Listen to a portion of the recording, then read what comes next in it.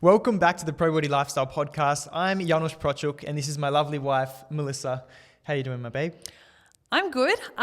Today's episode is a little bit of a hard one for us to record. So we just wanted to say, first of all, we are going to be talking about our miscarriage journey last year that we went through. And the reason that we wanted to do this episode is because I know when we went through it, even though I knew about miscarriage, I've actually known friends and people who have gone through miscarriage, I never fully understood it until we were in it. And I was seeking and searching for answers when I was in that really depressive state of, like, I was too scared to talk about it with other people yet. So I was looking for podcasts. I was looking for research about it. And I always there was a few podcasts I found that were really great and made me feel seen and heard. So I really want this podcast to not only share our story, but also to anyone that has gone through miscarriage, anyone who goes through it in the future, or even anyone who knows a friend or a family member who's gone through it or is going through it. It's just something that maybe it will make them feel a little bit more seen. Maybe it's good for you to understand what people go through, because until you go through it, unfortunately, it's really hard to describe. So we understand that this episode may be a little bit triggering. And if this is not the episode for you, that is completely fine. If you feel like you just don't want to listen to something like this today, that is so fine. But we hope that this can help a lot of people today, just understanding our story, because every story is different, but also just making you feel seen and heard and understood, because there was many things that I thought through that whole experience that made me feel crazy. And until I started talking to other people that had gone through it or hearing other people's stories on podcasts and social media, I started to go, oh, it's actually okay what I'm feeling, but these are the steps to move forward now. So yeah, and it can be something that feels really isolating. I remember that I just never thought that it would be something that would happen to me. I obviously knew about miscarriage. I knew it was a thing. But I just never thought it would happen to us, because I just thought that, oh, you know what? We're both super healthy. Yeah. We're both doing all the right things. So I just never even conceived that it was something that could even happen. But just know that if this is your first episode, the last episode we did post, we are pregnant now, which is amazing. Yes. So this episode, we wanted to really just go into how we've gotten ourselves from having the miscarriage, where we both felt like it just took us off track with our fitness. It was the hardest thing we've ever gone through, really. And so it completely derailed our fitness journeys. It completely derailed us. I feel like our mentality, our mindsets, our fitness routines, our nutrition, it just derailed all areas of life, because it was just such a big loss for both of us.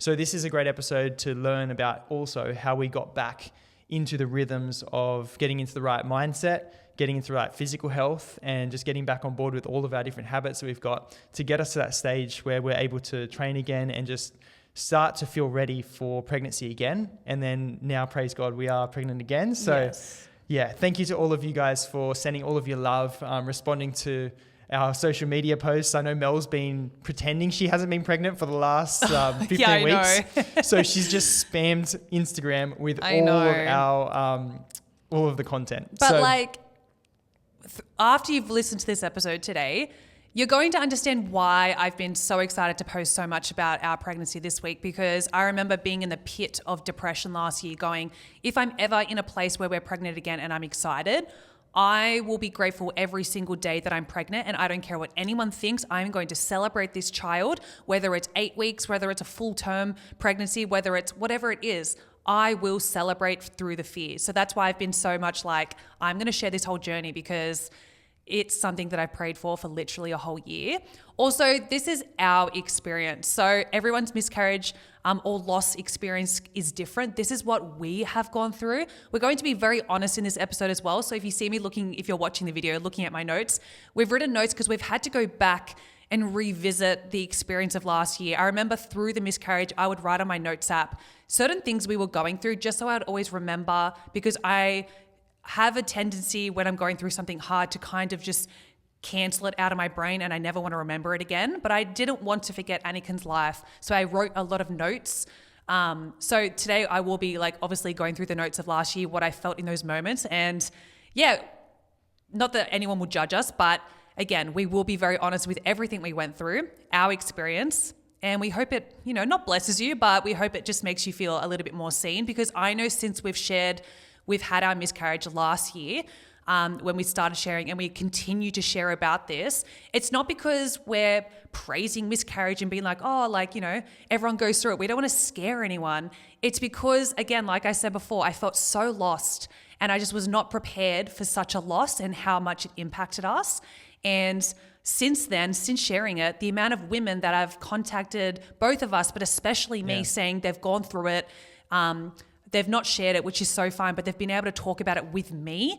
I was like, oh, as much as I've hated to go through miscarriage, it felt like, not that I was meant to go through this season, but through the hardship, God has used us, and me especially as a female, to go, I'm going to use you to connect with other women and make other women feel seen and heard and not feel so lost and lonely. It's a very lonely season. So that's why I've really loved sharing. And I didn't want to lie, because we share so much of our life on social media, and I didn't know how to get back on social media last year and be like, oh, we're back, and just be like, now this year, we're pregnant again.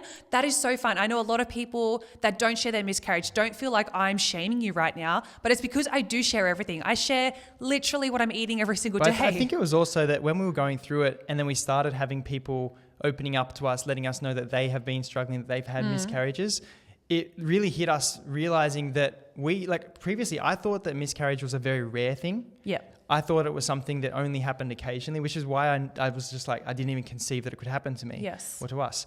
And then when I started to look at the stats, like I realized that it's 1 in 4 pregnancies.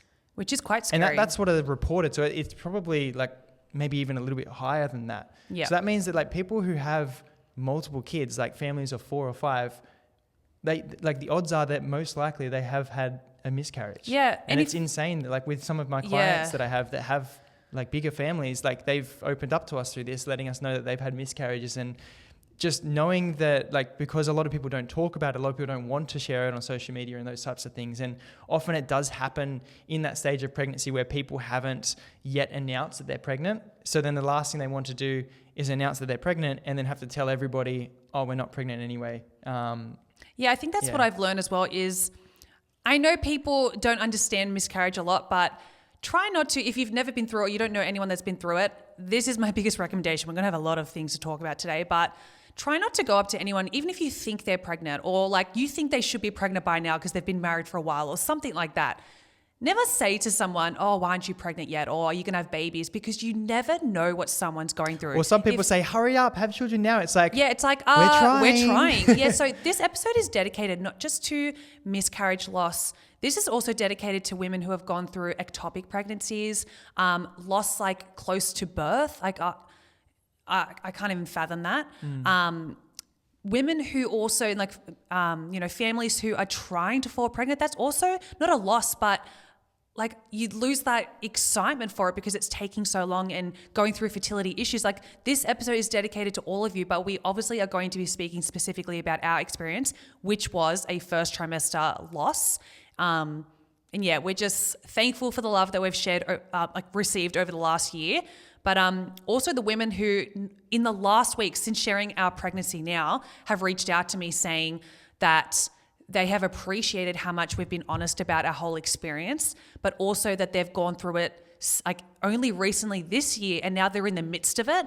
So I was like, we have to do this episode because if this episode's going to help you get through that season and maybe you can come back to this episode constantly, that is like my job well done and I'll feel so thankful for that. So I think we should get into it. I feel like we're at a good stage now where I feel like I am, who knows, where I can tell the story now and not cry. Or last year, whenever I'd catch up with people and tell this story, I would just be a babbling mess, which is fine because you live it again and you experience it again as you're talking about it. And everyone's miscarriage story is different. Like when people hear our story, again, I don't know many other people's full story, but when we share our story, people are like, oh, okay, that makes sense why maybe you were so sad and why you shared it so much on social media, because we were in the midst of that for so long. Yeah. And it really just derailed our entire year. Like I felt so lost all year. And that's why I'm so grateful for the season we're in now, because I'm like, I never want to go back there. Let's go right to the start. So we started last year, this was 2025, and we had a trip planned to go to America, to New York, which is Mel's absolutely favorite place in the world. And so it's funny because you build up like all of this really like excitement about like finally deciding this is the moment. This is the moment that we're going to start to build our family. Choice. And so we went to New York. We were thinking, oh, how cool would it be to fall pregnant in New York? No, not how cool it would be. I was like, I'm coming back with a baby in my belly. That was my... Well, that's what I mean. Like, that's what I how believed. amazing would it be? Yeah. And so it's funny that like we went there. It's not really funny. And then we came back from America and then we weren't pregnant. We were so confused. I remember like we didn't really know the stats. And because a lot of people around us had fallen pregnant very quick, or maybe just people didn't share it, we were like, what do you mean we're not pregnant? Yeah. And like in school, right, Yeah. they teach you about having safe sex and everything like that. And it's all about, you know, do all the right things so you don't fall pregnant. So immediately you start thinking, oh, it's so easy. Just once you decide, you try, we're healthy, it's going to happen. I felt so silly when I think back now. I was like, we're going to have a baby. We're going to call it New York because it's conceived in New York. Yeah.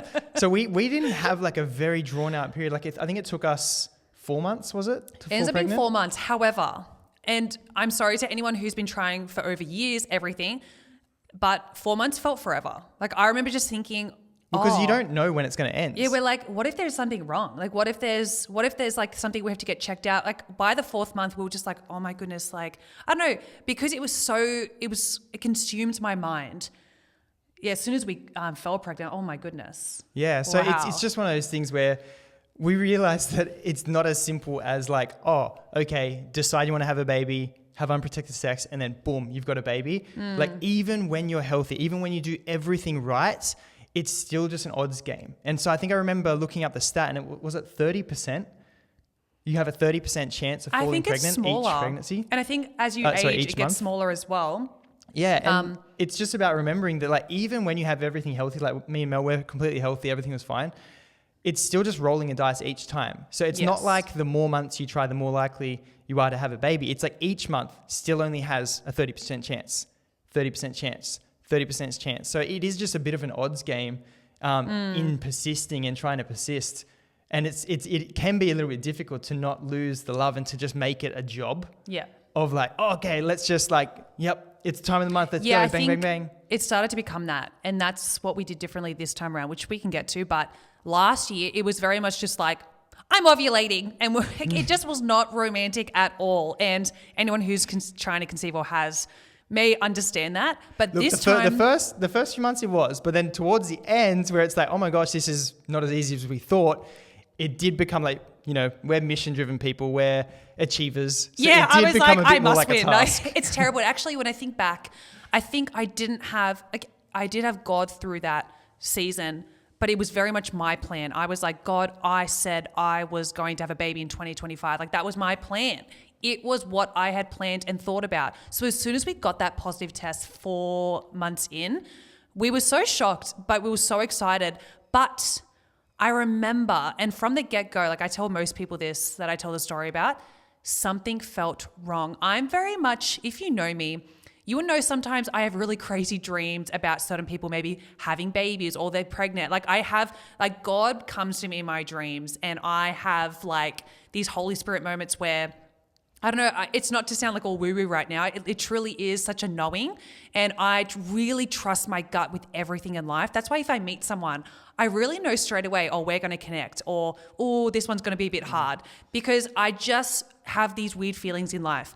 As soon as we fell pregnant, this weird sensation came over me where I was a bit like, I'm scared. Not in I'm scared to be a mother. I was never scared of that. I'm still not scared of that. It was something doesn't feel right. I don't know how to, I can't get excited. It just felt weird getting really excited. And Janos was like we started telling people and he'd be like, yes, like he's like, we're pregnant, woohoo. And I always imagined telling people I was pregnant in such an exciting, over the top way, which we've done this pregnancy because I feel great. But our first pregnancy, he would tell people, and if you're watching the video right now on YouTube, like I would just go like this. They'd be like, oh, are you? Oh my gosh, are you pregnant? Are you pregnant? And I'd go, and they would be looking at Mel, like this and put my she's thumbs just up. awkwardly smiling with a thumbs up. And then I'm like, babe, yeah, I would feel awkward telling people because I remember thinking, oh, I feel like I don't know, I feel weird telling people this. It was just, even though like everything was going the right way, I had no bleeding, nothing, everything was fine. We even went to our 7-week scan. We hadn't met our OB yet. you go to those private, you just want to see if your baby's in there. So again, we didn't really know much about even having babies back then. We're like, what do we do next? Went to the GP, got our blood test, everything was fine. So I was like, oh, okay, cool. It's fine. Maybe I'm just feeling nervous like most women do. Then we went and we wanted to book a scan at 7 weeks. We went in.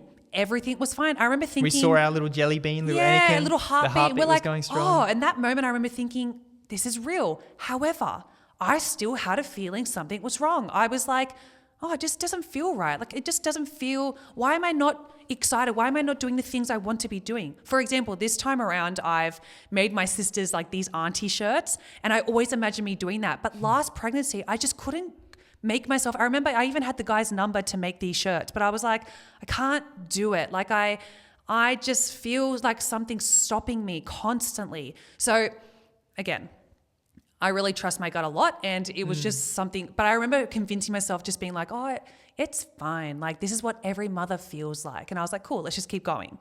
So then we booked our OB, but when you first meet your OB, usually they don't want to see you till 10 weeks onwards. Yeah. Thank God that wasn't this case this time around, because I would have died waiting. But then we booked in with our OB. You go in there, you meet them, you get excited. They give you a little, at this hospital we're at, they give you a little goodie bag with like welcome pack. A welcome pack with like, pseudo cream and all the baby essentials in there, and like the excitement. They give you the pack of like the book and stuff. Like, it's just exciting. And I was like, oh my gosh, I got to hug his nappy. I'm like, it just started to feel real. But if you watch that video on social media, like when we posted that we had a miscarriage, if you see, like we're driving to the OB's office, and as you've seen this pregnancy, I vlogged everything. I didn't even vlog things last pregnancy because I felt weird. But I remember I was wearing this Taylor Swift jumper that I always wear. And I remember saying in that video going, oh, I just need Taylor Swift with me today, because I felt like something was not right. And then we went to the office. We're talking with him for a while. And then, do you remember anything before I get into? No, like everything was just going really well. We were really excited. We were talking with our OB. We absolutely loved him. Like, he just seemed really he's like, good. are you a Swiftie? And I was like, oh my God, he's awesome. Yeah, he commented on Mel's jumper. So that sold her. She's like, yeah, I whispered to Yash, I'm like, he's the one. Yeah.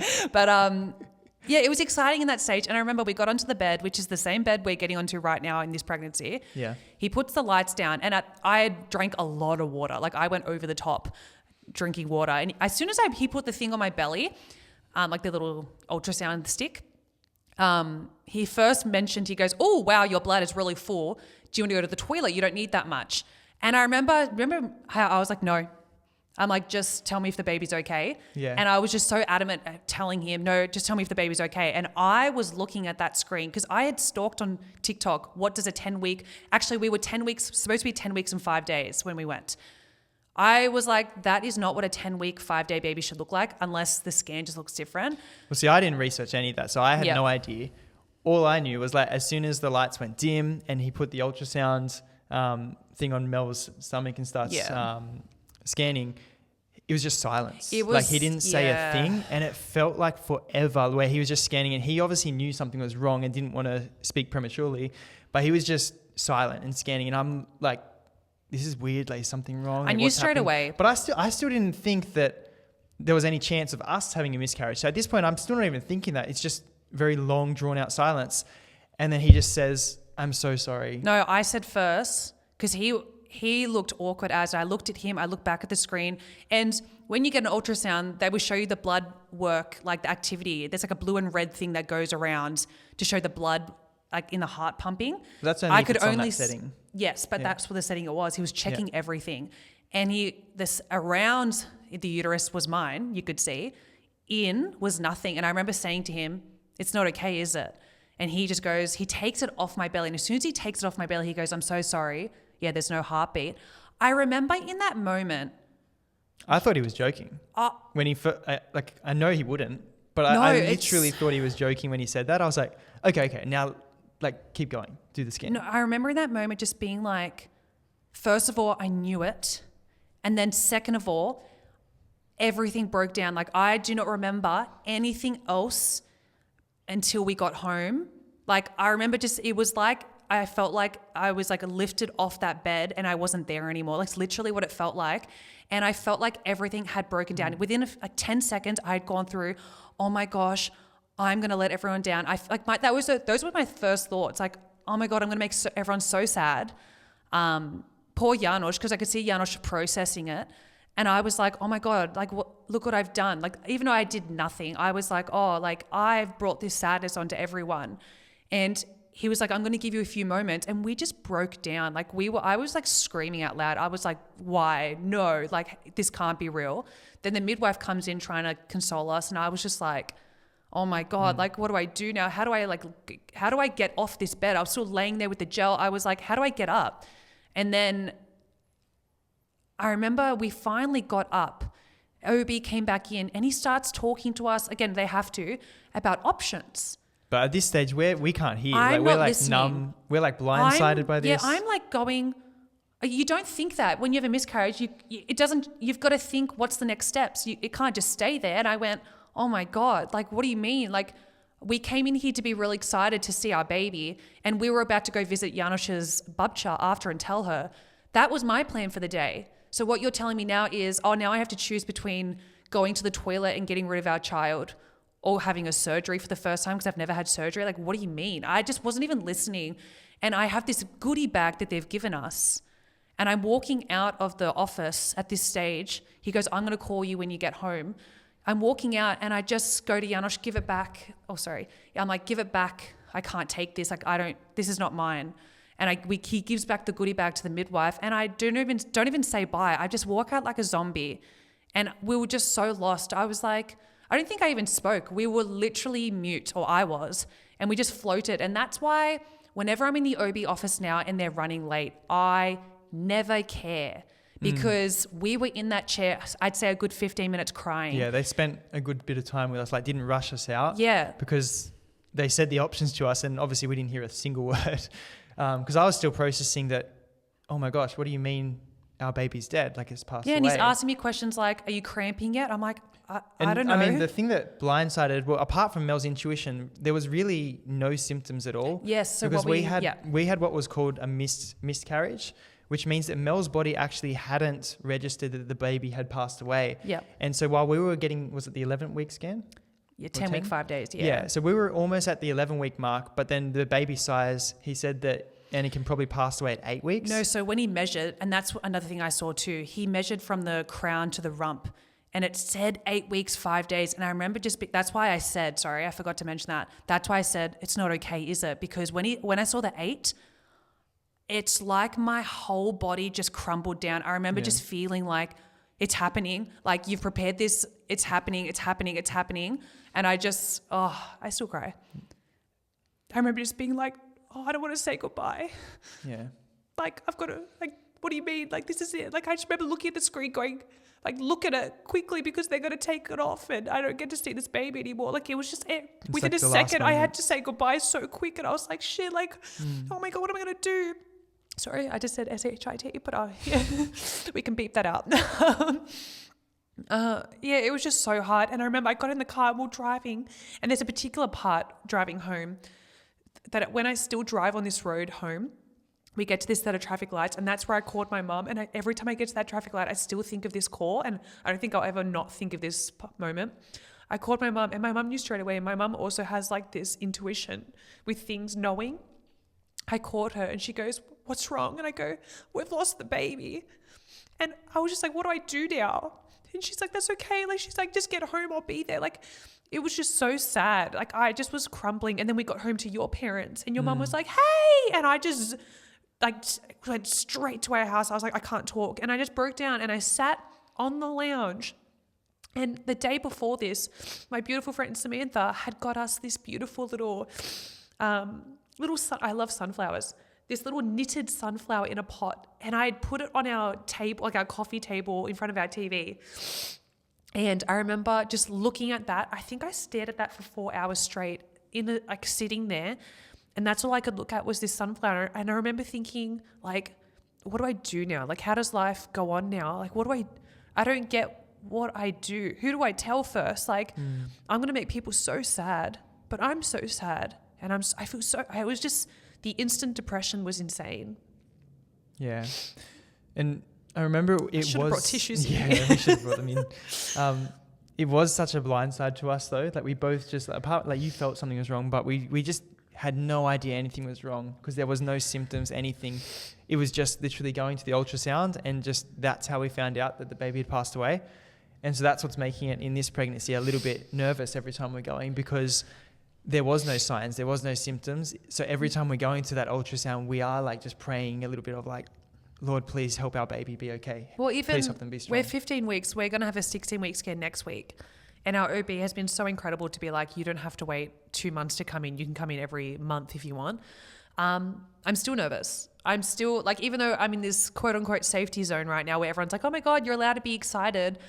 I have these moments where I'm like, Janusz, I'm so scared for next week. I'm already because I just picture what we saw last time. And that's why I can't open my eyes when I go to scans now until my OB says it's okay, because that first look was something that just does not leave my mind ever. Like I found it really hard to sleep after the miscarriage because I'd close my eyes and replay it constantly in my head, and I can still see the whole thing. I can see it. But yeah, when we got home, your mum came in, she just started crying with us, and your mum's not a crier. No. And we're just sitting there crying, and we're just like it was a moment where we didn't have to be fake. Not that your mum and I are fake, but it was like we just broke down. Seeing you break down made me break down more because you never cry. You didn't even cry when I walked down the aisle. I was like, excuse me. So we're crying, and then all of a sudden our OB calls us like maybe an hour or two later, and I was like, hey, like what do I do now? I didn't listen to what you said. And they go through the options, which guess what? All the options suck. Yeah. Because none of them get you the child. Like first one is you can wait it out, because he goes, oh, you cramping? And that's why if you saw my Instagram story yesterday, me talking about how I was scared with cramping in this pregnancy, because he asked me last time, oh, are you cramping? Your body could be preparing to bleed the baby out. I was like every time I cramp now, I go, oh my gosh, like is everything okay? And I wasn't cramping at that stage yet. And he goes, okay, well, you can do that. You can either take a medication where you pretty much birth it. Speed the process up and you birth it. You contract and birth it on your toilet. Or you can have surgery. And I was like, first of all, my first thought wasn't surgery, because I've never had surgery and it was so scary to me. So I thought, okay, well, medication. But then I thought, oh my gosh, I'm going to look at our toilet for the rest of our life, or however long we're here. And that's going to be the place of, like, that's the memory. Like, what? And then I had to they tell you you've got to confirm that you've seen the child come out and the tissue. And I was like, that is not my idea of fun. No, thank you. And thank God. So one of my friends had been through 2 miscarriages. Thank God I called her and I could talk to her about it, because I didn't know that many people that had gone through it. And thank God she had such a strong opinion, and my friend knows exactly who she is. Thank you, because she had such a strong opinion in that moment to be like, Mel, if I can just recommend anything, please don't do the medication, because she went through it and it was horrendous for her personally. And she knows Mel and what Mel's Yes, like. and she Mel goes, does not like anything. She's like, Mel, it will be a memory you will always have, and you don't want that. She's like, please have the surgery. And I just went, you know what? Yeah, I trust you. Like, I trusted my friend so much that I was like, thank you for telling me that. But at I remember in this stage, we were like, it was probably the biggest arguments we've ever had in our marriage. Yes. Because if you know me, I'm very problem focused and very okay, here's a problem, let's solve it, let's find solutions. And so we got back and we actually had a planned trip to Bali for 2 weeks. Oh, we were leaving in 2 days. That was about to happen. That's right. So my brain was focused on okay, yeah, I want to grieve and comfort Mel, but there's actually decisions that need to be made right now. And Mel she wasn't ready to process the decisions yet. We but grieve I was differently. pushing you. So the reason we struggled when we came home was because I grieve by going silent. I can't talk about it because then it feels too real. So I just went on the lounge and, like I said before, stared at that sunflower for 4 hours straight. Janusz is a processor. He wants to deal with things, which I love that about him. But grieving Melissa was like, I hate you so much. Please don't talk to me. Don't say it out loud. How dare you talk about this? He was like, what should we decide? What should we do? What should we do? And I was like, I don't know.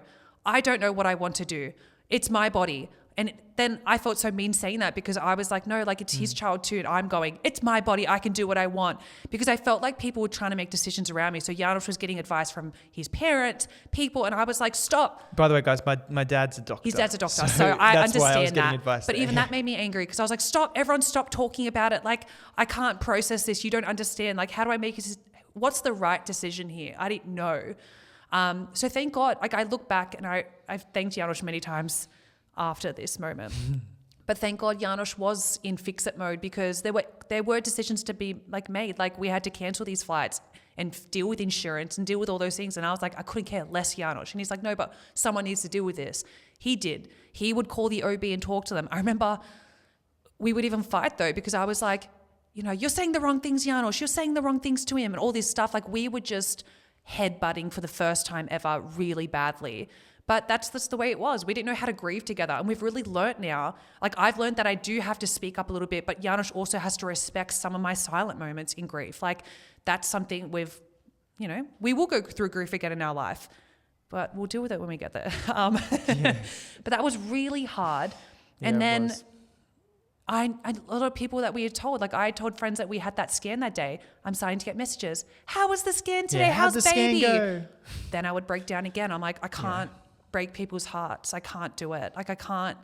Who do I tell first? So I was telling my sisters, like, oh no, I didn't even tell my sisters. My mum, thank God, told my sisters. And yeah, that was helpful having God. people to tell people. It depends for though. us. I actually like, if you hear someone's had a miscarriage, in my experience, like you've been selected to be chosen to be told that from someone, like hold it. And like, it's not your place to go tell people, even though like I was like to my mum, because your mum asked I you, gave like, do you respect. want me I to said, tell Mum, them? yes, I can't tell my sisters, you please tell them. I gave her that permission. Yeah, just that's my biggest advice. If you've been told, don't be like this happened. And just be there for the person who told you. That's my biggest advice. Anyway, so we've had that night where we have no idea what decision we're going to make. This is a Thursday and we're supposed to leave for Bali. Was it the Saturday?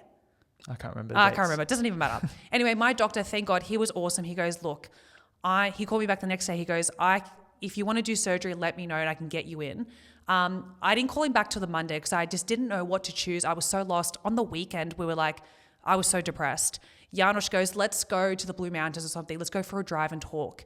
Did I talk? No, I did not. Silent the whole drive. Yeah, I'm and like, then did we eventually fight? Yes, we did because Melissa, I was just I needed to be angry at someone. Hi, it was me. Yeah, and it ended up being Janos. I remember us, like, we were walking on this cliff and he's like, look how beautiful this is. And I was like, who cares? Like, who cares about all of this?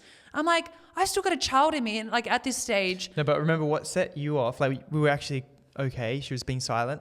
But it was that she saw that I got a text from Dad talking about the different options because I was trying to weigh up with Dad, okay, here's the options. What's your medical opinion on the different options? What should we kind of do? But I wasn't going to decide anything without talking to Mel. In my head, because I was so broken, I thought they were making decisions behind my back going, this is what they should do. Yeah. And I remember just saying, you know what? I get to decide this because I'm the one that's going to have to go through this physically and I've lost my child. I was actually really mean because I just kept saying my child. And I apologize.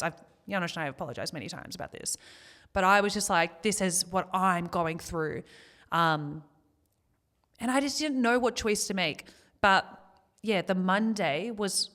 Actually, I remember one of the nights... I don't know if it was the first night because I couldn't... When we got home, I think I slept on the lounge for 2.5 weeks because I couldn't go back to bed. For some reason in my mind, I was like, the bed represents the last time I got up excited to go see the baby and I just couldn't do that anymore. It was like closing a chapter. I don't know what it meant. Yeah. Well, I just had to stay on the lounge. Let's stay with the before the surgery and everything like that. This is still before the surgery. Yeah. But I remember that night, I remember I was half asleep, half not. And you were just praying over my belly when I was asleep. At this stage, like I was still in denial. Like I'm fit, Mel's fit, we're healthy. Bad things, yeah, they happen to me, but like not like massive things like this, like losing your own baby, right? Because it's different when you have people who die around you. That's different to when you create life yourself. It's literally a part of you just died. So I'm like, we've got a very strong faith background. So I'm there just like, okay, you know what? God can work miracles. it's not the end till it's the end. So I was still praying. Whenever Mel would be sleeping, I would be over her womb. I'd be hand on womb, praying for life, praying for resurrection. I'm like, you know what? This baby is still in the womb. The womb is the place where it grows. The womb is the place where it is, life is created. What is it for God to be able to bring our baby back? To just restart the heart and just continue it growing from an 8-week-old. It doesn't need to be a 10-week-old, right? I'm like, okay, who cares? God, please just restart the heart. Please just start things going from the stage it is. Please, if there's any abnormalities, please heal them. Please do it. So that's what I was praying, not wanting to make any of these decisions at all. Yeah. But in the meantime, I was still thinking about which decisions to do. Yeah, so but thank God, Janos was reading all the books. I remember the book, what's that pink book? Australian Birth Stories book, whatever it is, about pregnancy. There's a part of it that talks about miscarriage in that book. And I remember when I was pregnant, this is how I also know that I knew something was wrong. I couldn't read the miscarriage chapter because I was like, nah, I don't want to deal with that. It's not going to happen. And thank God when we had the miscarriage, Janos read through that whole chapter and the different scenarios and the different options to choose. And he was doing all this research about surgeries, the medication, waiting. Again, and I was like to Janos, what? You've got to wait to see when you're going to start birthing this child. What am I supposed to do? How do I live my life just knowing one day it's just going to, how do I go out? He said it could be 2 to 4 weeks. Yeah, he's like, it can just happen. And I'm like, I'm not living that life hoping and just waiting for it to happen to go into that. No, thank you. I was like, if I can have any control over this situation, I'm going to do the surgery, and I'm going to do surgery for the first time. So we made that decision. My doctor, thank God, he literally was like, I can get you in tomorrow. Thank God. But before we did that, we did want to we booked one more ultrasound. Yes, just to confirm, because I'd been praying for all these things. My mum had been praying, our whole church had been praying. Yeah. So we didn't want to make any decision and accidentally abort our baby if a miracle did happen, right? That was hard too. So we went in the Tuesday. My OB was like, "Yep, come in. We'll do a scan first just to confirm everything." Yeah. Again, same thing. Baby's just like sitting there, and I was just like, if anything, I looked at it and I was like, okay, I can now just look at this and know 100% that it is over. And he just let us look at it for a while, and that was really sad. But from then I was like, okay, cool. We're booked in for surgery. You get ready, you get prepped.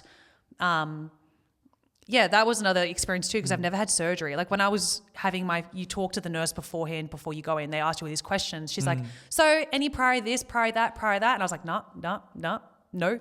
She's like, oh, wow, you've never had anything. I go, no, this is literally the first big thing I've ever gone through. I've never had a meal in hospital, which was very exciting. That was the only highlight. If anything, the hospital day, the surgery day, was a very healing experience for me, because as much as it was sad, because I was like, oh, this is it. This is the last moments of this child, even though it's not here anymore, in my stomach. You grow so connected to, as soon as you see that pregnancy line on the test, you grow so connected to this child going, and you plan and hope and wish for the future. You're like, oh, I'm going to give birth on this day. Our lives are going to be different. And then all of a sudden it was game over. We're going to restart again. And I was like, what do you mean? Anyway, I get into surgery. The nurse goes to me. She goes, okay, so to prepare for surgery, you're going to have to put these 2 tablets up, I don't know if I can see the V word on here, up your V. And I was like, excuse me, say that again? She goes, yeah, because you're cervix, you've never had kids, you need to put these tablets up. And I remember just being like, I just need my mum here. Oh, I'm going to cry again. I was like, I just need my mum. Not that my mum would do that for me. She would if I asked her. That's weird. But not that I needed my mum to do it for me, but I just was like, even though Janos was so beautiful, he was in the waiting room, I was like, this was a moment where I was like, should have asked for my mum to be here. Even though my mum was like, I will come. I was like, no, I already felt bad that I'd put everyone through so much. That's how I felt. Well, this was the point where we weren't allowed in. Well, no, yeah, he wasn't in. Yeah. I was by myself. You had to be by yourself. But I just needed to call my mum. I was like, I just need to call my mum. But I can't. My phone's not with me anymore. Anyway, I get these tablets up. I'm like, let's go. Put my robe on, the little thing, and I just lay in the bed, and all of a sudden I can feel this stuff happening. And I was like, oh God. Anyway, I'm just laying in the bed. What was great though about our hospital is they've heated blankets. So this nurse beautifully wraps me up in this heated blanket because it was winter. Oh my gosh, that was such a nice moment. Anyway, I was laying there for half an hour before they wheeled me in. And I remember just sitting there praying and just going, oh, this is it. What do I do after this? Let's just get through this. But what do I do after this? I don't know. I get wheeled in. They were so lovely. The I can never say it. Yeah, that guy. He comes in and it was so lovely. Just so kind. Honestly, they're like magicians. He just puts it in my arm. I think it was in my arm or my hand. no, it was right here on my arm. And I go, is that it? And he goes, yeah. And he goes, but I'm like someone when I get a needle, I don't move. He goes, hey, you can move. And I was like, don't touch me. I just have to be stiff. My OB comes in and holds my hand and he's like, hey, we're going to get through this. He's like, this is the journey to get you to your baby. And I went, I know. Like we just started crying together. It was so beautiful. I remember looking at the clock. It was 3:30. And I remember we had told heaps of people that we're going for surgery at 3:30. And I felt this sense of like insane prayer at that moment. Like it was like, when you know that I just felt, oh my gosh, there's so many people right now in this current moment knowing that I'm in this room. They're praying for us and they're thinking about our child. And so I just took a moment to be like, oh, this is it. And I was talking to our little baby. I was like, this is it. This is the last moment. But like, yeah, that was sad. And I was like, this is it. And the song that was playing, I still remember in the little waiting room before you get into the surgery, it was like, 'cause you've had a bad day. And I was like, yeah, it's pretty bad. Like I was like laughing, like you've got to be kidding me. Anyway, it was just such a sad moment being like, oh, this is it. So like, just had my little moments with it. They will you in. Again, surgery, I was hyperventilating because I was like, oh, I'm so nervous. Because like I've seen in movies when people don't fall asleep in surgery. So I was like, what if I was a psycho. I was like, hey, what if I don't fall asleep? What if I wake up halfway and you don't realize I'm awake? What if this? And they were like, oh gosh, like shut this girl up. Seriously, like put her under. So yep, double the drugs, please. As soon as I see my OB, I was like, oh, like it's okay. But then, can you say it? Anesthetist. Yeah, that guy. He comes up to me. Oh, and this is sorry, I forgot to mention this. I was praying going, God, give me a sign that everything's going to be okay. Like, I need to know you're here. Like, I know you're here, but I need you to be so over the top right now and like be so clear. Just make it simple. Make it obvious that you are in this room because I feel so scared. And alone. And I get wheeled in and the anesthetist. That guy goes, oh my gosh, you're a Prociuk. And I went, yeah. And he goes, oh, I worked with your father-in-law yesterday in surgery. He's like, I'm going to take care of you. And it was such a moment where I just went, I'm like, thank you, God. Okay, I can go to sleep now. And I remember counting going, I don't know, I've seen those videos where it's like you try to fight it. And I was like, 1, 2, I think I got to 3. And then I wake up in recovery, obviously. And I'm not lying. So don't be like, oh, as if this happened. This really did happen. I was still unconscious and apparently the nurses all laughed because they came and told me when I kind of came to. Apparently I woke up and I told all the nurses to come to me and I was like, hey, come. Please come over. And they thought something was wrong. And I said to them, do you like Taylor Swift? Did you go to the Eras tour? And I was so adamant of being like, does this room love Taylor Swift? Like the first thought was not Janos. It was not our child. It was Taylor Swift. So we had just gone to the Eras tour concert. This was in that whole era. She had her Taylor Swift jumper on again. Yeah, like I lived in that jumper last year. But it was just funny because I'm like, hey, even unconscious, I'm a big fan. So I just wanted to point that out. Anyway, recovery, I'm there. They gave me the best sandwich ever. I was like, this is awesome. Janos, sweet Janos had waited the whole time. He comes in. It was just so nice seeing you. Then recovery starts. I feel like we should speed this up because I don't want this episode to be too long. Recovery comes around.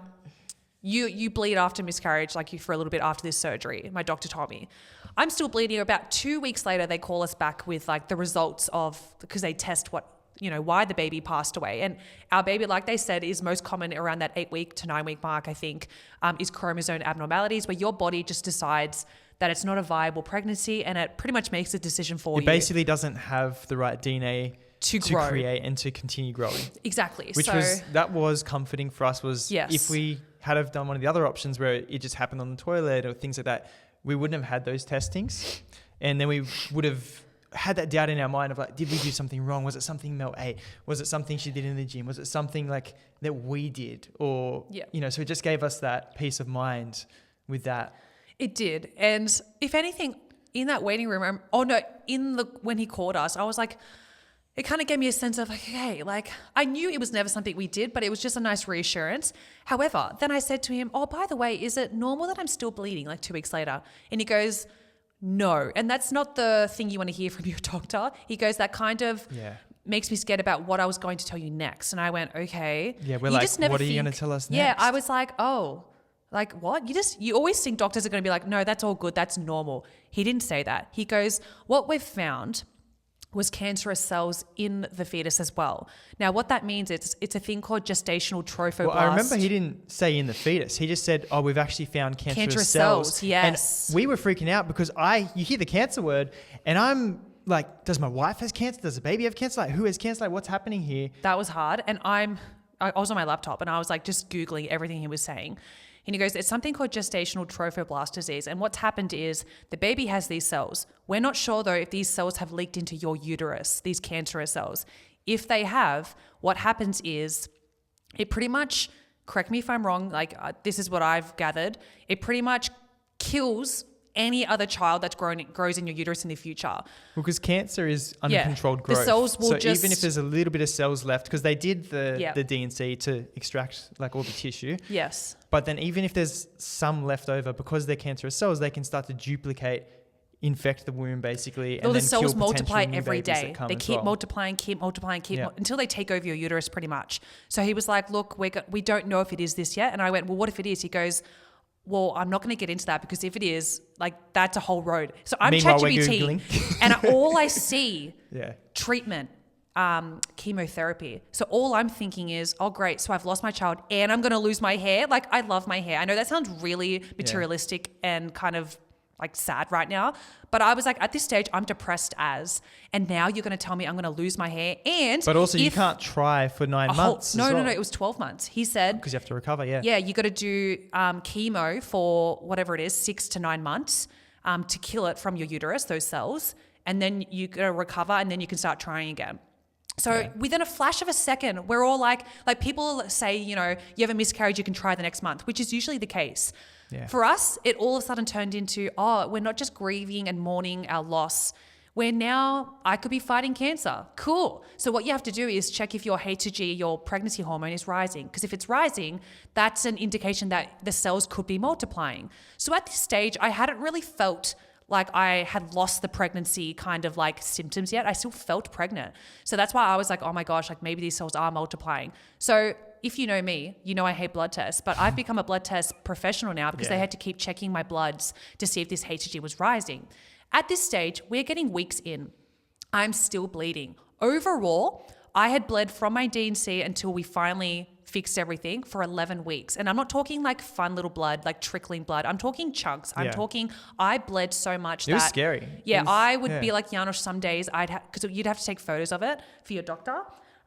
There were some days where I'd be like, Janusz, come look at this one. Or even, this is how low I got. Because my father-in-law is a doctor, I'd be like, Janusz, you've got to go show him. I don't care right now if this is weird. Is this normal how much I just bled? And I'd sometimes be like, I remember being at the movies once with my friend and I was like, something's happening. And I went to the toilet and it was like I had lost an organ. Those were the chunks I was bleeding. I was so depleted at this stage. Anyway, we're not going to get into the whole 11 weeks. At this stage, I'm thinking I've got cancer. I'm doing these bloods and all these different things. Because then the bloods came back saying that the levels were rising, which meant there was things left over. So at this stage, people are starting to understand, we're starting to share that we've gone through a miscarriage on socials. And people obviously will have their, comments and be like, you can try again. I remember when I'd hear those, I'd be like, I'm not going to get into everything that we're going through. However, I'm still bleeding the first child. All that, I have not finished that yet. That's where I was at. And it was just really hard. So that's another thing. Please don't say you can try again because you don't know what they're going through. Or don't add the words at least. Some people will say, oh, I'm so sorry for this. At least it's not X. It's the best way to respond to anybody who's in grief or has had anything bad happen is just to say, I'm so sorry. Yeah. How can I help? Or I'm so sorry. Can I send you something to help or something like that? You don't need to justify, comfort them, and make us feel better. Make them be like, oh, at least it wasn't born yet, or at least it wasn't bigger, and you have to do this. It's just say, I'm so sorry for what you're going through right now. Yeah, I'm thinking of you. That's all you need to say. If you say anything beyond that, it hurts more. It's kind of like you're trying to push down our feelings. Because I remember thinking, because people would start to share their miscarriage story with me and be like, oh, you'll get through this. It's okay. At least it was early. And I'd be like, that's really hard because I felt like I couldn't move on and mourn properly because my body was still going through everything, and I was so depressed and depleted and just feeling so unhealthy. I also couldn't train in this period because my doctors weren't sure what was going on. They were like, look, let's just stay as safe as possible right now. So honestly, I'd find it really hard, and I actually resented Janos for a bit because, and I would say this to him because I'm like, this sucks. I physically am going through all of this, and I can't do any of the things that mentally make me feel good. I couldn't walk. Yeah. I couldn't train. All the things that make me feel good, I was like, I just have to sit here and keep bleeding. Like this sucked. Like it really was really hard. And so we kept. I remember you said to me, you're like, you will never understand what it's like to go through this. And then I remember I said back to Mel, because she was just very inwardly thinking at this time. Yes. And I remember saying back to her, and this kind of snapped you out of it. I was like, yeah, and guess what? You will never understand what it's like being a partner who's helpless. Like that's my baby too. And I have no idea how to support you during this time. I have no idea how to I'm like, you will never have that experience either. So don't make it all about you, because I'm going through something that I've never been through as well. Yeah, it was really hard. And because we were going through all this, any of my friends who had gone through miscarriage didn't understand this side of the physical recovery, because it's not that theirs was easy or anything like that. It was just different, very textbook. And mine was like, oh, we're still going. Hey, I may have cancer. Well, so we ended up going back. We had another ultrasounds. The blood levels were rising. Through the ultrasounds, they were able to see that there was more blood and more tissue in Mel's womb. Yeah. So we actually ended up having to book a second DNC. So yes. So before that though, there was eventually my OB was like, hey, I'm going on holidays, but I want to recommend you and refer you to the other OB in this office. Yeah. And at that stage I was like, no. Like I feel so safe with you. Oh my gosh, what? I now look back and go, wow, like God has aligned everything for us. Even though, you know how they say God doesn't make bad things happen, but he makes all things for good. That I totally understand that now, because as much as God didn't make us go through the miscarriage, he doesn't make those things happen. No. But through all of that, he's led us into the OB we have now, who I am like, he's just been so amazing, and he's gotten us to this stage. And I'm like, thank God we have him, because when I went to see him, he specializes in gynecology as well. And the first day I went with him, I went in to get a scan, and I said to Janos that day stupidly, all good, you're working, like I'll just go, it's probably just a checkup, whatever. He sees what's going on in like the blood activity, and he goes, look, there's two options that could be happening here. You either have gestational trophoblast disease, but I truly don't think it is. He's like, what I'm hoping it is that because he saw so much blood activity, and then he goes, oh, look, can you see the lining? Your period is about to come back. And if that happens, he used the word hemorrhage. And I remember just being like, what? And he goes, yeah, like there's a chance that you may hemorrhage, and there's a chance that you may hemorrhage on the surgery table. And I went, I'm overwhelmed at this stage, crying, because I'm like, this is not what I expected. He goes, I need to either get you into surgery this afternoon or tomorrow, because I'm hoping a little bit of tissue has been left behind in your first surgery that they may have missed. So what we have to do is it a hysteroscopy or is it a... Yeah, I kept saying the wrong one. I'm like, hysterectomy. Yeah, whichever one. Janos kept saying the one where they take your uterus out. And my mum was like, what? And I was like, no, it's the one where they put the camera up. So he books me in for surgery the next day. And I was like, all of a sudden, I'm like, I'm going for another surgery. What? This was only 4 weeks after my first surgery. All of a sudden, I'm getting prepped for another surgery. I'm like, okay, we're going in this time with the camera. They got to make sure everything's out. I go in for surgery, again, weeping, so overwhelmed. Going in, I remember coming out of this surgery though feeling wrecked. Like I remember I got off the bed, there was so much blood when I was in recovery on my bed, and I was like, oh my gosh, like what's going on? And I was in so much pain, like it was mental. But my OB comes up, like this is my current OB. He was so sweet. He was checking in. He was just like, he was checking everything was okay. The next day when he called me, he confirmed that there was another bit of tissue, a little bit of a tissue left from the first surgery that they didn't see. And that's a risk when you go in for a DNC. They go in blind, hoping they get everything, but they didn't. And it got infected. So that's why I kept building up so much blood. Because it was the specific reason that Anakin died was with this like cancerous cell. So that's where, okay, most cases that doesn't matter as much, but because it had the cancerous cells, they were starting to duplicate in Mel's womb. And that was what we were fearing, where we were like, oh no, if that happens and we don't get it all, yes, we would have to go down the chemotherapy route and everything. So after thank God they got it all. And thank God that we did the first DNC so that they were able to test the baby and see why it died, and found out all of this stuff so that we could be on top of it all. Because imagine if we chose not to do that and then we just had no idea, we wouldn't have known. Exactly. I'm actually so thankful for us personally that we're in the private system with our OBs, because we've just learned so much and just been blessed in that way so much as well. But then after, because when you have surgery so close together on your uterus, they're scared of scar tissue building up because it's so much like trauma, I guess, to the uterus. They put me on the contraceptive pill, which I absolutely hate, but I had to go on it for, I think it was a month. Now they put me on this pill. Again, my hormones are all over the place. After this second surgery, I definitely knew they got all the tissue out because I had the biggest hormonal drop of my life. And I had like this panic attack with Janos. I was like, I know this is hormones because I can't describe why I'm so upset, but I literally had this panic attack in the car. And I was like, I can't process anything right now. I was just like, I'm so overwhelmed. I couldn't breathe. It was insane. But then when the hormones started to get back to normal, I'm on the pill, yay. As soon as I get off the pill, then my real period comes back. So by this stage, it's the 11th week going into the 12th. So 3 months of bleeding. Finally, the blood stops. Yeah. And then my beautiful OB who I have now goes, hey, like, I'm going to still see you to make sure that we get you back in the healthiest state possible. So through that, the rest of last year, up until October, November, my OBs worked with us and he'd make sure that my uterus was looking great, making sure all my bloods were great. This is where I found out I have Hashimoto's, so my thyroid, and we got that in check, which was awesome. Making sure my progesterone levels were right. Like all these things where we got to a stage. Did I cover everything there? Yes, we got to a stage where by October, I remember we went in and my doctor, he was so cute. He goes, you guys are ready. He was like, you're all like, because we just finally got the all clear that, okay, all the stuff about the cancer, all of that is gone. Mel's womb's recovered.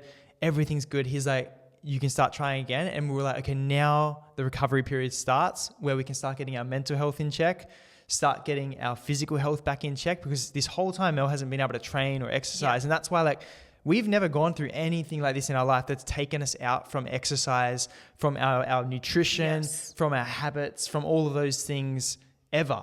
And this was the first time that it just completely derailed our entire progress. Yeah.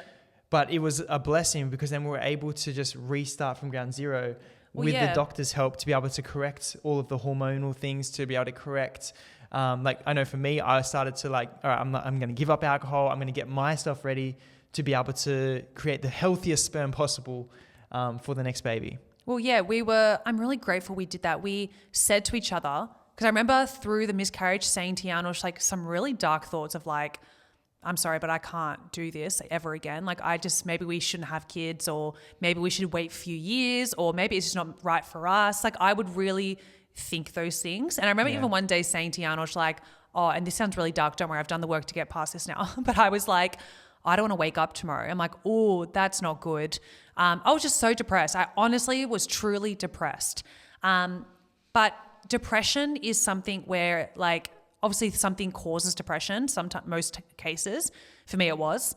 I could either sit in that or I could do the things to try and get me out of it. Now, it wasn't easy. We both had to rebuild our habits, and we were like, okay, before we try again and we feel mentally ready, we have to physically not in the best shape, but put us in the best possible position to be ready. So we were like, okay, let's get our habits back. Let's start walking again. So you would have seen me doing a lot of sunrise walks. I was like, I'm going to walk for my mental health. I'm going to train not to look a certain way, but to feel great. I'm eating really nutritious food to make sure that I'm prepped and ready to go for the next time. I'm going to get my egg quality in the best position possible. Janos did the same thing for his sperm. Like all these different things where we were like, well, we can only control what we can control and everything else is up to God. So by the time we got the all clear to go, okay, we can try again from our doctor, we were like, oh, we actually feel ready. And I felt mentally ready to be like, even if something happened, I would get through it. Where if it was a few months before that, I wouldn't have gone through it, I don't think. Like I obviously would have, but it would have been harder. So that's the biggest advice. If you are currently going through a miscarriage right now or a loss of some sort, or like it's happened a while ago, whatever it is, my biggest advice is you can do whatever you want. You could try the next month if it's possible for you. That's so fine. But the best thing that's helped us feel really excited and ready for this pregnancy, where I can still feel joy and not feel like doom and like I don't know, dread all the time, is the fact that we got ourselves in the best position possible, where it's like I trust my body. Like I'm like, I've done the best things for my body to support a healthy pregnancy. Yeah. And I think maybe next week we can cover how we did this, because we really got derailed like in such a big way, as you guys have heard, mentally, physically, emotionally, but also like spiritually. Like we went through, like if you're someone who does have faith and you believe in God, like something like this can really attack your faith and your beliefs and like your thoughts on like, how can God be a good God if he does these things or if he lets these things happen, right? And so that's where we had to like work on realizing that, okay, you know what, that God doesn't cause these hard things to happen in your life, but he is there in the room. He is there side by side with you, going through it with you. Like he doesn't like pain. He doesn't like suffering. He hates all of that. And so we had to remember that, okay, Janosch Mel, it's not God who does these things to you. He's actually there crying with you.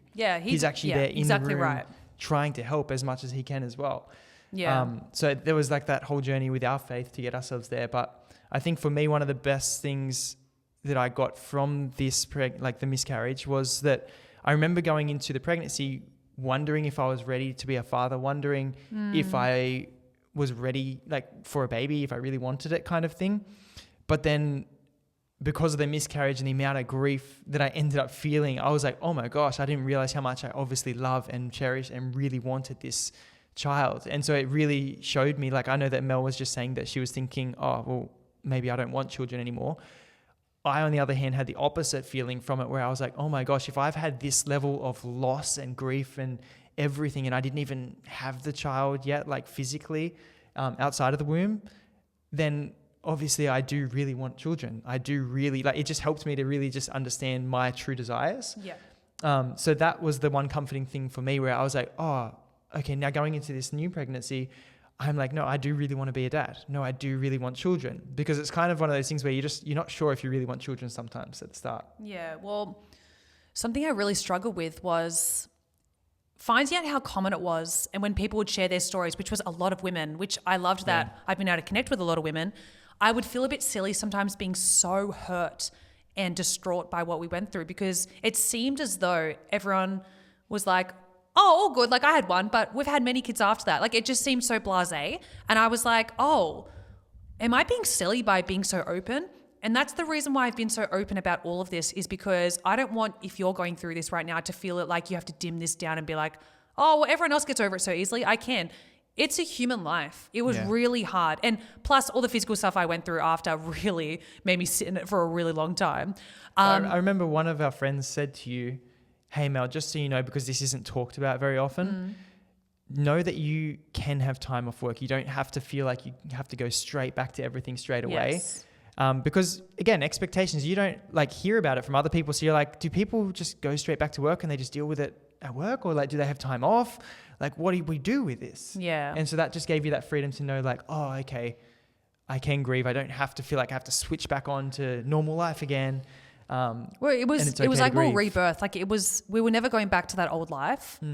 We're a completely different couple now, I feel, like in a better way, where I feel like a completely different person. And I think that's why I'm celebrating this pregnancy so much now, because it is such a blessing to be pregnant and to be healthy. Like when we went to our 13-week scan and I saw everything like, well, I was like, oh my goodness, like what? We see a baby that's actually moving around now. I thought I'd actually also share things that, just quickly, what not to say to someone from my own experience. Some people might be okay with these comments, but I personally, these was a few that really struck me, but I had to really learn to go, people who haven't gone through this actually don't know how to respond to miscarriage, because I know in the past I probably have said really silly things like this as well, because you don't know what to say. I totally get it. So if you do you remember saying this to me? Don't feel bad. I've definitely said these things in the past, but this is just so maybe in the future you don't say things like this, because it just kind of diminishes the pain that someone's going through, I believe. So things I remember I said to Mel with these things, because she was like, how dare this? Well, no, Janosch was good, because remember some people would, obviously everyone knew we had gone through a miscarriage. We shared it. Some people would like see us for the first time and not say anything. I would take that as, oh, so you don't care. This is really rude, because I wanted to talk about it, because I was like, I need to keep this memory alive. Like this child means a lot to us. And Janosch would be like, no, Melissa, like people don't know how you feel and they're scared to like make you upset. Because like Mel it's hard. kept saying that they should do this. They should. I'm like, no, they shouldn't. Like they won't know what to do. They don't, like nobody's experienced this. Not many people are good at No, and that's comforting okay. people. But then I got better at going, like, for example, I'd go to friends' houses and see people for the first time, and I'd be the one that bring it up. I'd be like, hey guys, just so like, you know, there's no elephant in the room. I'm okay today. I'm feeling great. Obviously still upset, but so happy if you have any questions. And it would kind of just make everyone go, oh, okay, I wasn't sure. She's okay and to I'm talk like, about it. I'm like, that's right. Like, who am I to expect people to know how to go through this? Because it is quite awkward and you don't want to say the wrong thing. So sometimes people just go, I just won't say anything at all, which I totally understand now, but in the midst of it. So if you are going through a miscarriage right now and people aren't responding the way you want them to, remember that people are for you, but they just don't know how to respond. Maybe it's up to us to be strong enough to be like, hey, this is what I went through. If you feel comfortable with it, this is what I need to talk about right now. And that's what I do. Yeah. But then on the other side, like if you are somebody and somebody around you has just gone through something really horrible and you've heard about it, or if they've told you about it and then it's your first time seeing them again, don't feel like you have to say this massive thing to comfort them or anything. Yep. Literally all you need to do is acknowledge the pain they're going through and just say, hey, I heard about your miscarriage. I'm so sorry. We've been thinking about you, or we've been praying for you. Like or that's if you want to speak about it, I'm here. That was really nice. Because then when they say that, then it allows the person who's grieving to either expand on the grief if they do want to process it out loud, or they can just say, thank you. Yes. I'm so thankful for your prayers. Yeah, and that was really nice. Just knowing that like there was some people that I'm like, I actually can just talk to you if I need to. But some things. So first of all, the one that I didn't like was at least you know you can fall pregnant. Yes. However, that really takes away from like, oh, like at least you know you can just try again. It really just felt like you were just kind of brushing off their pain kind of thing. So let's not say that one. Wasn't meant to be. Oh, that was a hard one. Yes, every life is meant to be. Like this, Anakin's life has taught me so much that has made me so much more equipped now for this pregnancy and this child that it was always meant to be. So wasn't meant to be is definitely something that, let's just take that off. You can try again next month. That's a hard one because yes, that's actually really true in most cases. But for us, it was like 12 weeks of bleeding. So when people would say that to me, I'm like, you have no idea what's going on down in my undies right now. You know what I mean? Like it was just crazy. At least it was early. Yes, because I know, like I actually know someone who's gone through like but that just doesn't work in general, ever. Like you could say that to someone's 2-year-old. And if you said, oh, at least they weren't 3. It's like, yeah, it's great, like, thank you. You still know them. Oh, like at least they weren't 10 years old. Oh, they died at 21. At least they would, you know, it never works. Like anything beyond, I'm so sorry for what you're going through. I can't imagine what it's like. You don't need to justify with your own story, anything like that. I'm praying for you.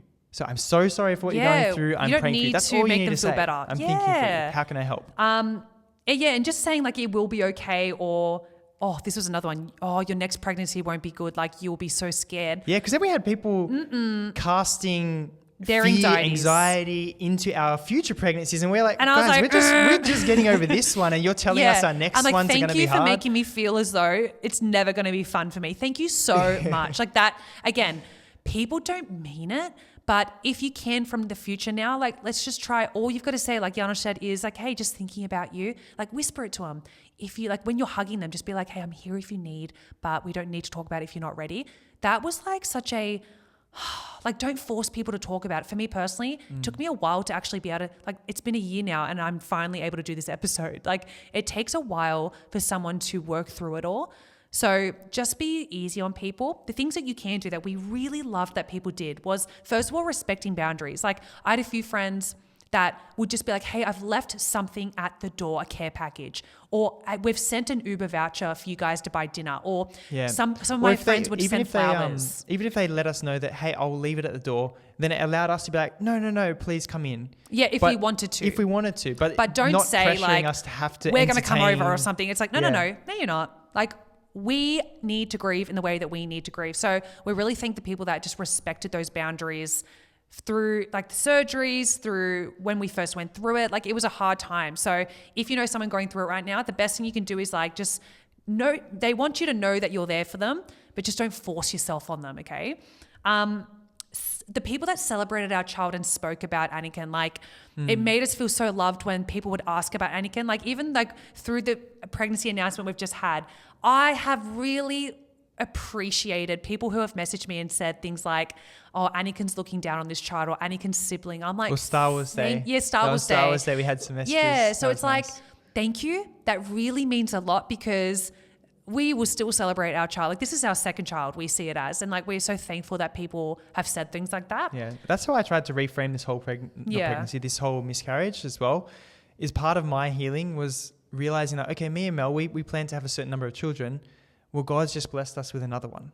Like we've literally given birth, essentially, like given life to another child who's up there in heaven. Yes. And so we're like, okay, what a blessing that we've been able to have another child that we weren't otherwise going to have. Yeah. And a crazy thing to reframe our thoughts with is if we did have that first one, this one that's currently in Mel's womb would not be born ever. I remember a moment last year when I was in the midst of like just laying on the lounge looking at the wall. I remember thinking, because people would tell me this, going, I know one day we're going to hold a child and I'm going to hold this child and go, like it was always meant to be you. Like you're the child we're supposed to know.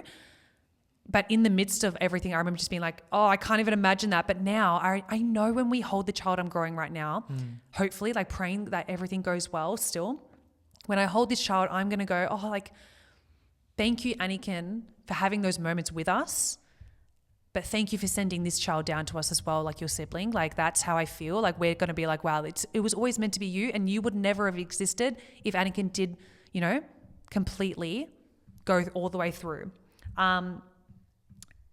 Yeah, and like things like just random messages, like when people would just like check in on us, like that's nice, and not expect us to answer. Like I'd have backed up messages, and then eventually I'd be like 2 weeks later, thank you. Like in the moment, like you may think the person like is not answering and not caring. Those random messages that you're just thinking about us meant so much. I'd be laying on the lounge, bawling my eyes out, listening to Taylor Swift "Bigger Than the Whole Sky," that song. I loved messages that didn't end with a question as well. Yeah, just thinking of someone you, writing a nice praying message for for you to you. read, but you don't have to respond because then it didn't feel like a pressure of like you're going through all this grief, you've got all these messages, and then it's like, oh, now I have to put the energy into reply. Exactly. In the next episode, we're going to go over the work we did, because we did specific work to get back to our healthiest selves, physically, romantically, emotionally, like in so many aspects, our faith, everything. There's so many areas that we're going to talk about that, even though you may have not gone through miscarriage, if you're in a bit of a rut or a moment right now in life that you feel a bit stuck. Well, you just feel like something's taken you out and just completely derailed you, like what happened to us. Yes. That's what we'll cover in the next episode is like how to recover from something big or even not big. Maybe it's something small that's just derailed your fitness journey. Yes. We're going to go through what we had to do to overhaul our entire mindsets, lifestyles, like everything to get ourselves back. Yeah. And like, I just want to end this episode by like, I know we talked about a lot and there's so much we could talk about. So if you do have any questions or you know someone going through it or you are going through it and we didn't cover something, like we tried to wrap this up in the shortest amount of time possible so it doesn't take up all your day. But if you do have a question, please message us. But something that I've learnt as well, and I wrote down here, is like the anxiety doesn't go. Like I still feel anxious every single day, and it's not because I'm not trusting God. The anxiety sits there, and I'm not going to lie to you and say, I'm not feeling anxious, because you would have seen the posts that I put on social media that I cry going to scans. Like I get really scared because I don't want to see what we saw last year. And now that I'm so connected, like we've seen this child move around. It was bouncing off my uterus, like the uterus walls last week, like last time we saw it, and I was like, I'm in. Like, please, I love you. Like, please don't leave us. I still get scared. However, you can feel two things at once. I feel anxious, but I feel so much joy. Like every day that I get to be pregnant, I'm like, man, I'm joyful. I'm so excited, but the anxiety is still there. And that's what I've learned as well. But also God's guidance through it all and how he does make things for good. Like, as I was saying before, if we hadn't gone through everything that we went through last year, we wouldn't be with the medical team we're with right now and the current health state we're in. Like, I feel so much more equipped and more excited to be a parent this time around because I feel so grateful. And maybe I wasn't, even though I was grateful for Anakin, it was more my plan last year and I wasn't thinking in God's plan. And now I'm like, I don't care what gender it is. I don't care all the gadgets of, what we should get as for a baby. I just want a healthy child. So when people ask us, what's your birth plan? Or like, what gender will you be happy with? I kind of stop people in their tracks a bit because I just go, I just want a healthy heartbeat. They're like, yeah, of course. I'm like, that's literally all I think about is a healthy heartbeat. Like just that's a healthy it. Baby. Yeah. So if you are going through miscarriage right now, we're so sorry. And you may be feeling right now like, no way that I'm ever going to be excited again, or I can't even think about having a baby again, or it's never going to be fun. Let me tell you that it will. Like in our own experience, if you do the right work to get there, it will. And if you need someone to talk to, like someone just to debrief to, anyone, you can message Janos, you can message myself. We will not tell anyone that you've messaged us. Like anyone that's ever reached out to me and told me, I have never shared it with anyone that you've gone through this, because I think it's something that is very intimate and sometimes so hard to talk about. So if you ever want someone to talk to, we are here. And we just pray that your baby is coming, because our baby is here right now and we're just it's in my belly, but we're so excited. Yeah. And we will be praying until this baby is here. Yeah. And I know that we talked about that we're going to do it next episode about how to come back from this, but if you are somebody who is feeling like that like life is just completely just taking you for a loop, and you just feel derailed in everything and you need help, then feel free to reach out to us. So we've got a link below. So if you do want like a coach to walk you through it, to help you go through this, someone who understands, then we're here for that as well. So if you want help coming back from anything hard in life, then feel free to reach out to us. Otherwise, next episode, we will be covering exactly kind of what we did to be able to get back to the states that we're in at the moment. Yeah. Well, maybe we should wrap up this episode. We hope this episode has blessed you. Thank you for all the love for our pregnancy. We're so excited and we love bringing so much joy to you all with this pregnancy. And again, if you have any questions, please DM us. We will be happy to answer any. And yeah, we hope you live the probity lifestyle.